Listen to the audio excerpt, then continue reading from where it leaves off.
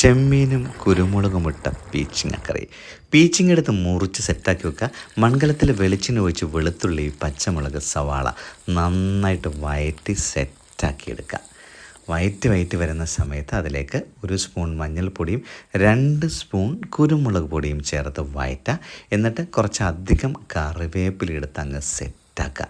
പിന്നെ ആവശ്യത്തിന് ഉപ്പ് ചേർത്തിട്ട് വഴറ്റുക. അതിനുശേഷം നമ്മുടെ പീച്ചിങ്ങ ചെറിയ പീസായിട്ട് മുറിച്ച് വെച്ചിരിക്കുന്ന പീച്ചിങ്ങ വെള്ളം ചേർക്കാതെ മിക്സ് ചെയ്ത് ലോ ഫ്ലെയിമിൽ വെച്ച് വേവിക്കുക. മൂടി വെച്ച് കുറച്ച് കഴിയുമ്പോൾ വെള്ളമൊക്കെ ഇറങ്ങും. വീണ്ടും അങ്ങ് മിക്സ് ചെയ്യുക.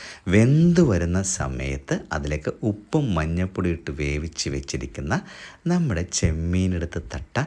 എന്നിട്ട് 2 മിനിറ്റ് മിക്സ് ചെയ്ത് വേവിച്ചിട്ട് ഇറക്കുന്നതിന് മുമ്പ് കുറച്ച് പച്ച വെളിച്ചെണ്ണയും കൂടി അങ്ങ് മുകളിൽ അങ്ങോട്ട് ഒഴിക്കുക. ആഹാ, അന്തസ്.